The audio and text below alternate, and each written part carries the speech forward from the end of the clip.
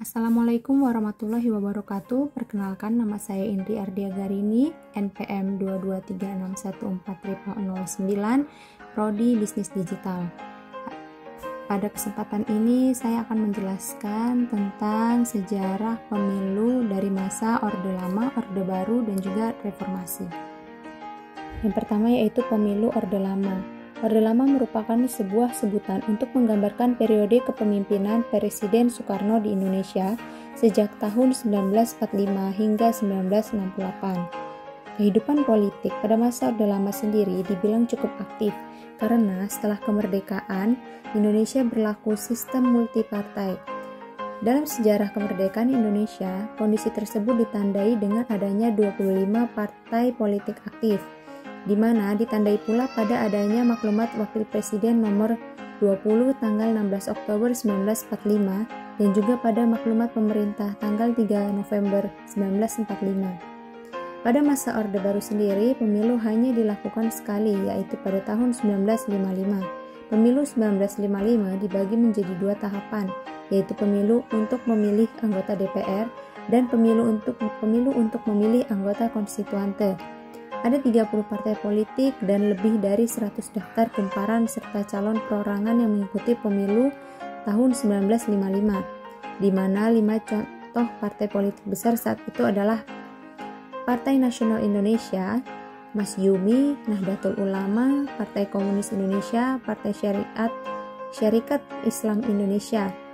Walaupun dalam upaya penyelenggaraan pemilu 1955 mengalami banyak kendala seperti masih adanya tekanan eksternal dan banyaknya warga negara yang buta huruf dan lain sebagainya, namun pemilu 1955 tetap berhasil diselenggarakan bahkan dengan aman, lancar, jujur, adil, dan sangat demokratis. Yang kedua yaitu pemilu Orde Baru.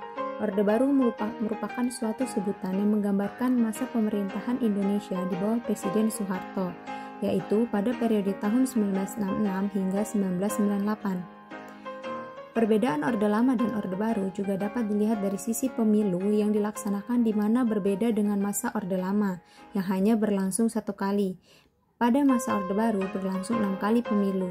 Pemilu pada masa Orde Baru berlangsung pada tahun 1971, 77, 1982, 87, 92, dan juga 97. Pada pemilu pertama Orde Baru sendiri masih diikuti oleh 9 partai politik dan 1 organisasi masyarakat, di mana terdapat 5 partai besar pula di dalamnya, yaitu Golongan Rakyat, Nahdlatul Ulama, Parmusi, Partai Nasional Indonesia, dan Syarikat Islam Indonesia, di mana selama pemilu berlangsung di Orde Baru, Golkar yang didukung pemerintah dan ABRI selalu memenangkan pemilu. Memasuki tahun 1975, pemerintah Orde Baru mengeluarkan Undang-Undang Nomor 3 Tahun 1975 mengenai partai politik dan Golkar, di mana kemudian dilakukan fusi atau penggabungan partai-partai politik. Hasilnya adalah pemilu hanya diikuti oleh 2 partai politik dan 1 golongan karya. Yang ketiga adalah pemilu pada masa reformasi. Setelah runtuh Orde Baru, pemilu diadakan pada tanggal 7 Juni tahun 1999 untuk memilih anggota DPR, DPD, dan juga DPRD. Pemilu serentak di seluruh Indonesia diikuti sebanyak 48 partai politik. Abdurrahman Wahid atau Gus Dur, Megawati Soekarno Putri dipilih juga ditetapkan MPR RI sebagai Presiden dan Wakil Presiden. Setelah Gus Dur mundur berdasarkan sidang istimewa MPR RI tanggal 23 Juli 2001 melalui ketetapan MPR RI nomor 2/MPR/2001, Megawati Soekarno Putri diangkat menjadi presiden dengan wakilnya Hamzah Has. Pertama kali rakyat berpartisipasi dalam pemilu pada 2004 setelah adanya perubahan amandemen Undang-Undang Dasar 1945. Adapun isi amandemen itu, presiden dipilih secara langsung, dibentuk Dewan Perwakilan Daerah atau DPD, hadirnya penyelenggara pemilu yang bersifat nasional, tetap dan mandiri dari KPU.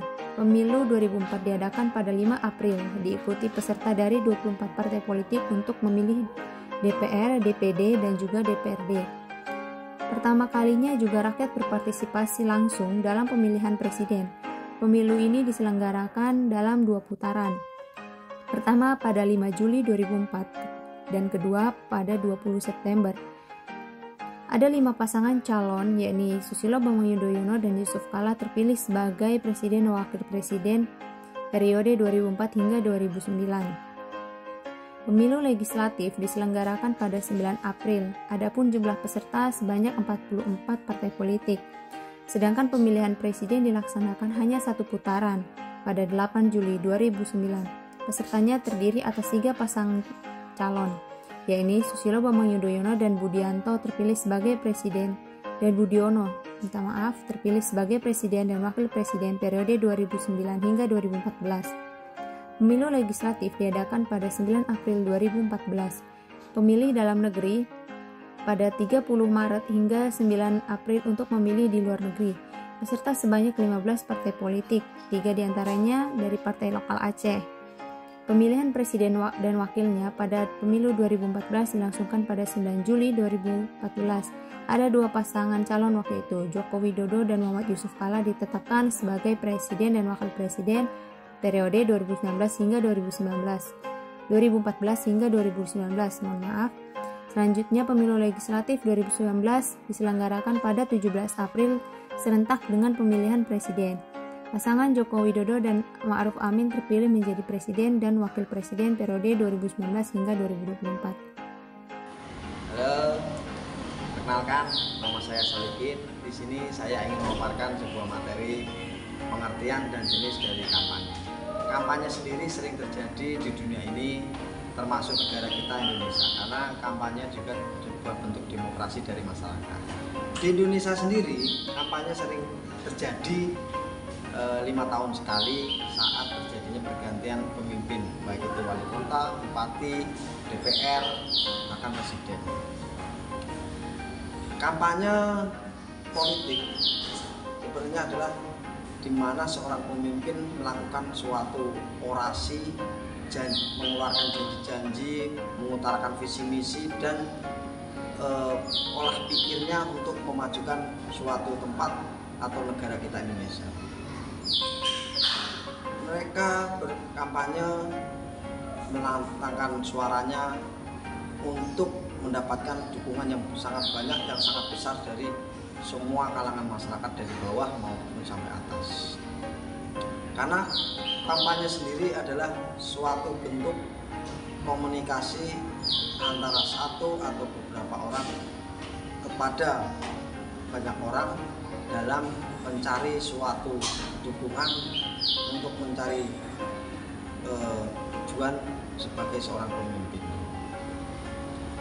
Dari kampanye tersebut, selain mereka melakukan seperti kampanye di media sosial, televisi, YouTube, banyak sekali kampanye melakukan dengan memasang spanduk baliho di jalanan dan memberikan pernak-pernik seperti kaos dan seperti perabot rumah tangga, piring, gelas, seperti itu, dengan diberi stiker parpolnya agar mendapatkan dukungan yang lebih banyak lagi dari kalangan masyarakat. Itulah sebuah bentuk kampanye, artinya adalah suatu bentuk komunikasi. Sedangkan kampanye sendiri itu sebenarnya bisa dibagikan menjadi 4 bagian, karena dari sifatnya sendiri, tujuannya sendiri, kampanye itu bisa dibagi-bagi. Pertama, kampanye sosial. Kampanye sosial ini adalah sebuah kampanye yang tujuannya untuk menyebarkan pesan-pesan moral, pesan-pesan sosial yang sifatnya tidak menguntungkan atau non komersil, karena tidak jarang yang mengajak ini yang mengkampanyekan justru malah mengeluarkan dana yang besar untuk melakukan kampanye sosial. Seperti contohnya adalah kampanye sampah, karena agar masyarakat itu peduli dengan lingkungan dan mau membuang sampah pada tempatnya. Kemudian kampanye bisik. Kampanye bisik adalah sebuah kampanye yang cenderung lebih seperti ke arah negatif atau seperti word of mouth. Tapi word of mouth-nya ini bentuknya suatu rangkaian.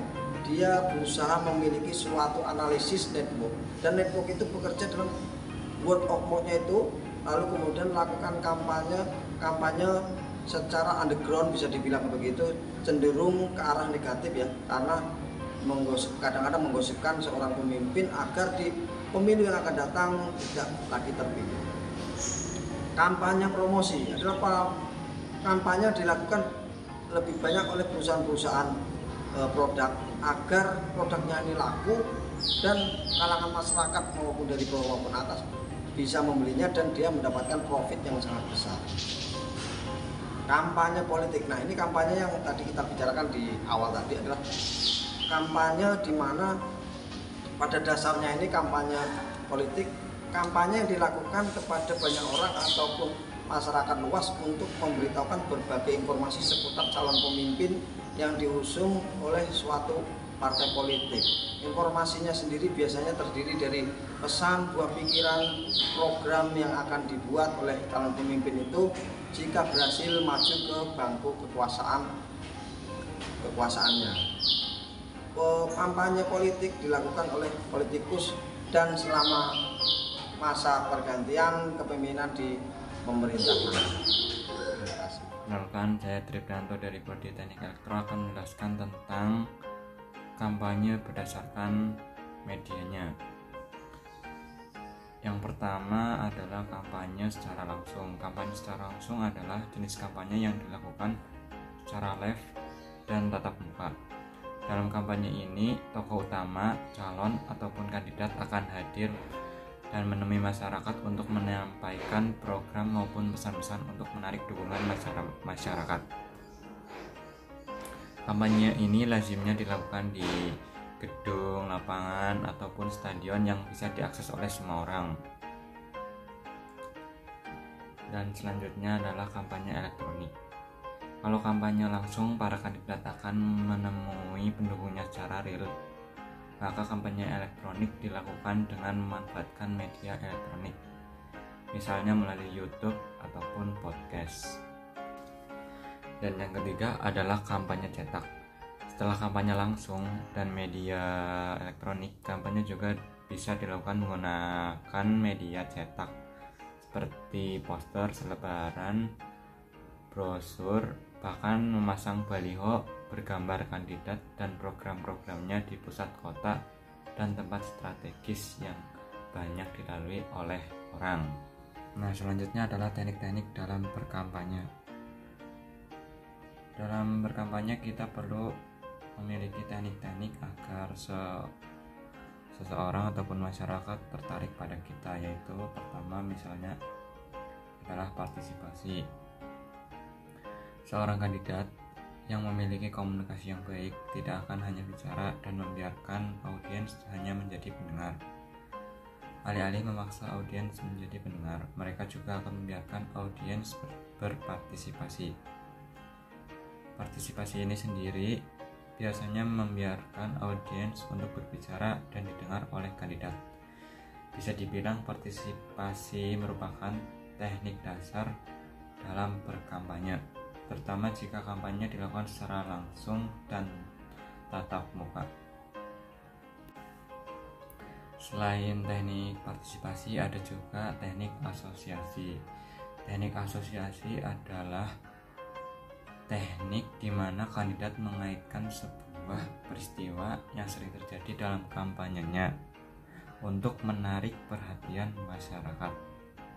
Biasanya peristiwa yang terjadi adalah peristiwa besar yang merugikan banyak orang. Para kandidat akan membagikan sudut pandang sekaligus penanganan untuk masalah tersebut. Nah, selanjutnya adalah teknik ganjaran. Teknik ganjaran adalah teknik di mana kandidat mempengaruhi audiens dengan memberikan sebuah hadiah ataupun reward. Dan yang terakhir adalah teknik memberikan empati. Teknik ini juga umum dilakukan dalam kampanye.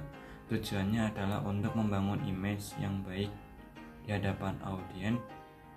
Dengan image yang baik, maka audiens akan memilih kandidat tersebut dalam pemilihan. Selanjutnya adalah pengertian dari propaganda. Pengertian dari propaganda adalah menurut Harold de Lasswille, propaganda adalah penggunaan simbol-simbol untuk mempengaruhi perilaku ataupun memanipulasi perasaan manusia. Sedangkan menurut Walter, propaganda adalah suatu upaya secara sengaja oleh beberapa individu atau kelompok untuk membentuk, mengontrol, atau mengubah sikap kelompok lain dengan menggunakan instrumen komunikasi demi mencapai tujuan. Perkenalkan, nama saya Farhandi Ramadan dari Teknik Elektro. Di sini saya akan jelaskan mengenai penerapan Pancasila pada masa pemilu. Sebelumnya, saya akan jelaskan secara singkat pengertian dari Pancasila dan pemilu. Pancasila ialah pilar atau ideologi bagi negara Indonesia. Pancasila sendiri terdiri dari dua kata, yaitu panca yang berarti 5 dan sila yang berarti prinsip atau asas. Sedangkan pemilu ialah proses memilih seseorang untuk mengisi jabatan politik di Indonesia. Jabatan-jabatan tersebut diantaranya ialah presiden atau lembaga eksekutif, wakil rakyat atau lembaga legislatif di berbagai tingkat pemerintahan hingga ke kepala desa. Pemilu juga merupakan satu usaha rakyat secara persuasif atau tidak memaksa dengan melakukan kegiatan retorika, hubungan publik, komunikasi massa, lobby, dan kegiatan lainnya. Di sini saya akan jelaskan mengenai materi yang utama, yaitu penerapan Pancasila pada masa periode pemilu. Di sini saya akan coba jelaskan dari sila pertama, yaitu ketuhanan yang Maha Esa.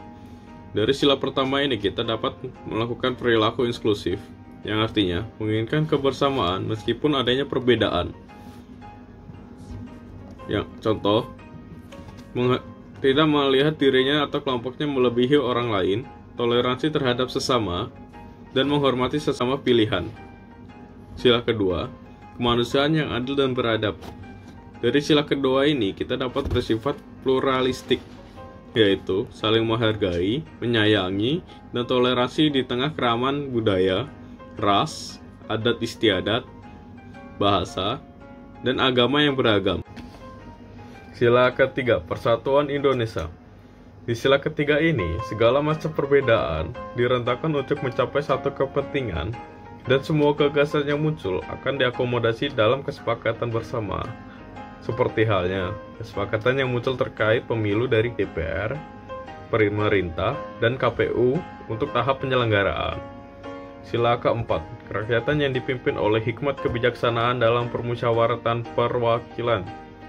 Di sila keempat ini, pemilu menjadi sarana pemersatu dan modal bangsa untuk saling bekerja sama untuk perbaikan kehidupan bangsa. Karena pemilu yang sukses akan melahirkan pemimpin yang berkualitas. Sila kelima, keadilan sosial bagi seluruh rakyat Indonesia. Dalam sila kelima ini, dapat dikatakan adil bagi seluruh rakyat Indonesia dikarenakan rakyat yang sudah berumur 17 tahun ke atas bebas dalam memilih calon pemimpin tanpa adanya paksaan, larangan dari pihak manapun. Assalamualaikum warahmatullahi wabarakatuh. Perkenalkan, nama saya Tony Haryanto dari Prodi Teknik Elektro. Nah, di sini saya akan menyampaikan beberapa materi tentang pemilu. Pemilu itu bisa kita sebut dengan pemilihan umum sebagai wujud demokrasi Pancasila. Pemilihan umum itu merupakan sistem pemilihan pejabat yang banyak digunakan oleh negara-negara di dunia dengan sistem pemerintahan demokrasi. Dalam buku Konstruksi Hukum Tata Negara Indonesia pasca amandemen Undang-Undang 1945 sebagai lambang sekaligus tolak ukur dari demokrasi. Dengan pemilu demokrasi dianggap sistem yang menjamin kebebasan warga negara terwujud melalui penyerapan suara berbentuk partisipasi publik secara luas. Dalam demokrasi Pancasila, seperti di Indonesia, pemilu sebagai sarana membentuk kekuasaan berdasarkan kedaulatan rakyat sudah menjadi kewajiban pemerintah demokrasi melaksanakan pemilihan umum dalam waktu yang sudah ditentukan. Di sini juga disebutkan pemilu di Indonesia, pelaksanaan pemilu di Indonesia dilandasi pembukaan Undang-Undang Dasar Negara Republik Indonesia di alinea keempat. Nah, di situ disusunlah kemerdekaan kebangsaan Indonesia itu dalam suatu Undang-Undang Dasar Negara Republik Indonesia yang terbentuk dalam suatu susunan negara Republik Indonesia berkedaulatan rakyat. Di situ juga ada undang-undangnya. Dan di sini dituliskan perubahan Undang-Undang Dasar Republik Indonesia tahun 1945 pasal 1 ayat 2 mengatakan bahwa kedaulatan berada di tangan rakyat dan dilaksanakan menurut Undang-Undang Dasar. Di sini juga di situ seperti rakyat seperti kita ini diwajibkan untuk memilih bagi yang sudah memiliki hak suara. Hak suara itu untuk menentukan calon-calon yang duduk di kursi pemerintahan. Nah, jadi buat teman-teman yang umurnya sudah memenuhi untuk menyumbangkan suara, jika kita tidak menyumbangkan suara, ya kita sangat rugi. Kenapa dibilang kita sangat rugi? Satu suara dari kita itu sangat berarti buat menentukan Indonesia ini mau dibawa kemana, dan yang buat mendukung pelaksanaan negara itu seperti kemajuan negara itu kan dari wakil-wakil rakyat seperti DPRD yang barusan saya sebut. Nah, di situ juga kita bisa menentukan pilihan wakil rakyat mana yang baik menurut kita. Nah, di situ kita bisa mengikuti pemilu bagi umurnya yang sudah mencukupi. Mungkin ya itu saja yang bisa saya sampaikan. Kurang lebihnya saya mohon maaf. Saya akhiri. Wassalamualaikum warahmatullahi wabarakatuh. Halo teman-teman, perkenalkan nama saya Andus Majuntak dari Fakultas Ekonomi Bisnis dan Ilmu Sosial dan Program Studi Bisnis Digital. Dalam hal ini, saya ingin memaparkan materi mengenai dampak dan efek kampanye politik menjelang politik khususnya pada media sosial. Saya akan berbicara pada sudut pandang positifnya, yaitu dampak positif kampanye politik pada media sosial. Dari segi jangkauan lebih efektif, yang mampu menyapa setiap pengguna dan berbiaya jauh lebih murah dibandingkan dengan media konvensional. Dapat melakukan sosialisasi dan komunikasi dengan masyarakat yang ingin bergabung. Media sosial merupakan sarana yang efektif untuk menyampaikan pesan politik, misalnya seperti program-program partai atau profil dari si calon pemimpin tersebut. Masyarakat sangat cocok melalui media sosial karena bisa menjangkau seluruh rakyat baik di kota maupun di desa. Efisiensi waktu dan dana dalam menjaring simpati memudahkan untuk membangun opini sehingga dapat memperkuat suara terbentuk di masyarakat. Efek publik yang menjadi salah satu indikator kepopuleran akan terjadi lebih cepat melalui media sosial. Memudahkan masyarakat mencerna pendidikan politik melalui peraturan konversi yang terjadi akibat kampanye politik di media sosial. Memudahkan untuk menjaring dan menetapkan kekuatan dukungan politik atau konvensional. Kampanye politik di media sosial sangat beragam dan berwarna. Jejaring sosial menghilangkan jejak geografis dan fisiologis antara calon pemimpin dengan para pemegang suara. Siapapun bisa menyapa dan berkeluh kesah dengan sosok pemimpin yang biasanya seperti menara gading. Mungkin hal ini yang sangat membantu calon pemimpin berkampanye tersebut. Assalamualaikum warahmatullahi wabarakatuh. Perkenalkan, nama saya Arik Farel Faturrahman dari Prodi Bisnis Digital. Dalam kesempatan kali ini, saya ingin memaparkan materi mengenai dampak dan efek kampanye politik menjelang pemilu, khususnya pada media sosial. Jika sebelumnya teman saya Ando Simanjuntak sudah berbicara dari sudut pandang positif, maka di sini saya akan berbicara dari sudut pandang negatif, yaitu sebagai berikut. Dampak negatif dari kampanye politik menjelang pemilu, khususnya pada media sosial ialah: yang pertama, bersemayam di dunia maya.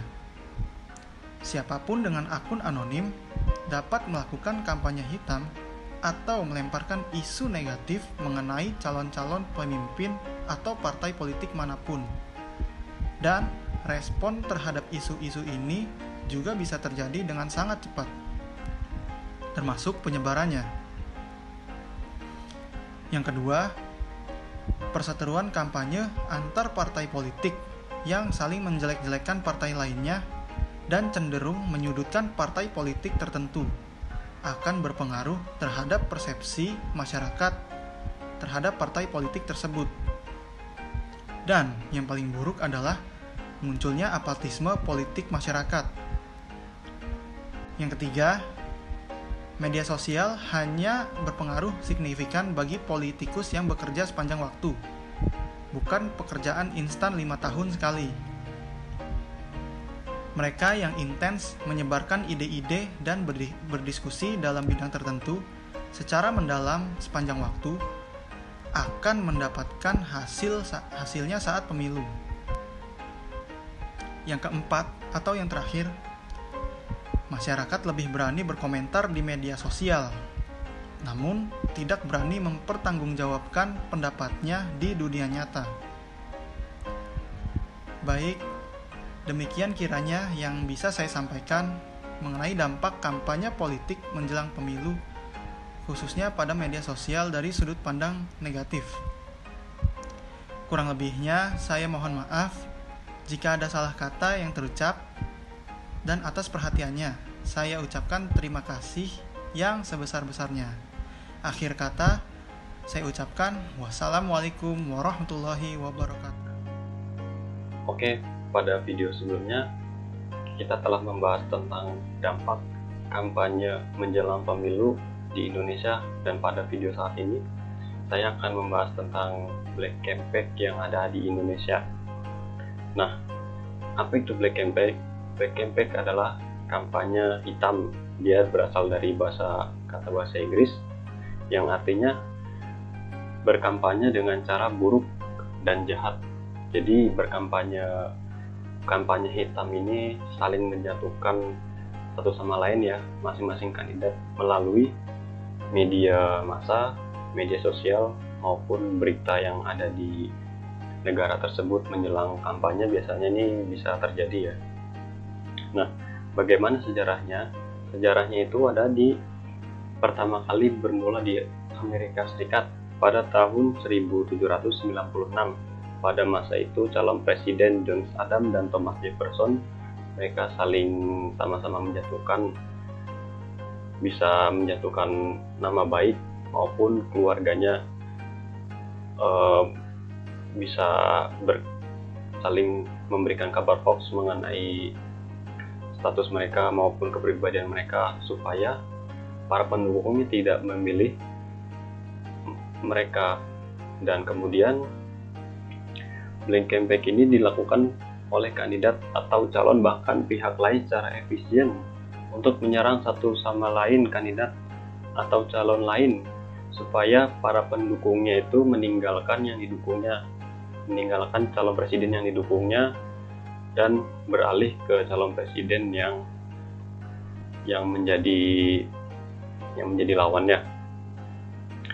Namun pada saat ini Bawaslu atau Badan Pengawas Pemilihan Umum Republik Indonesia akan mengawasi pemilu tahun 2024 supaya black campaign ini tidak terjadi ya di Indonesia, karena ini sangat meresahkan, bisa memecah belah masyarakat di Indonesia menjadi beberapa kubu karena mereka saling bertentangan pendapat maupun prinsip dan membela apa yang mereka pilih ya.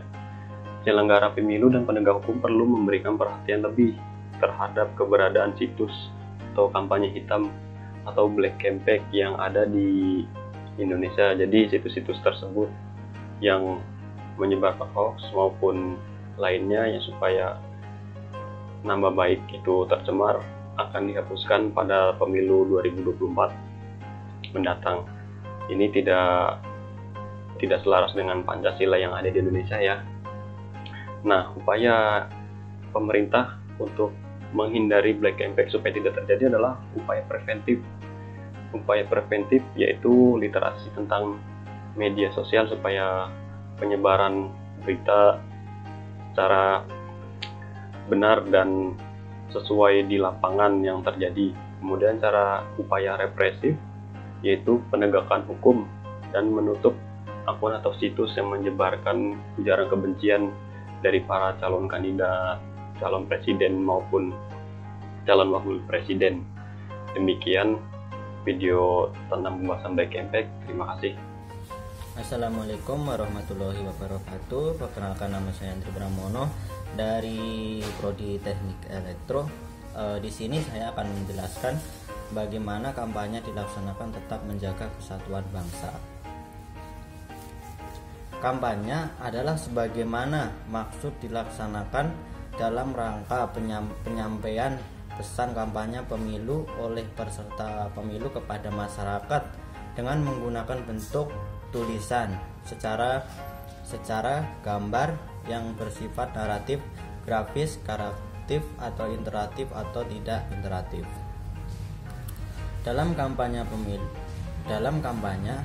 pemilu sebagaimana maksud dilaksanakan sebagaimana diatur oleh Undang-Undang Dasar Negara Republik Indonesia. Adapun bagaimana supaya kampanye tetap menjaga kesatuan. 1. Kita dilarang atau penyelenggara dilarang menerima program sponsor dalam bentuk apapun. Bentuk kedua, supaya tetap bisa dilaksanakan, penyelenggara dilarang juga melakukan penggalangan dana kepada masyarakat. Yang ketiga, penyelenggara dilarang juga melakukan berkomunikasi tarif kepada pelaksana pemilu. Ataupun bagaimana kampanye tetap menjaga kesatuan, kita harus menentukan sasaran, jenis kampanye yang dipilih, ditetapkan anggaran-anggaran, siapkan konfigurasi kampanye juga kita laksanakan harus memenuhi protokol kesehatan. Kita harus adapun mengikuti peraturan-peraturan yang ditentukan oleh suatu kampanye. Dalam kampanye dilaksanakan dengan komunikasi dilaksanakan oleh pelaksana kampanye pemilu dan atau tim kampanye sesuai Undang-Undang Dasar Negara Republik Indonesia. Waktu dan tanggal atau pelaksanaan kampanye pemilu dilaksanakan dengan ketentuan ataupun peraturan undang-undang agar tetap terlaksana dengan baik dan tetap berjalan dengan lancar.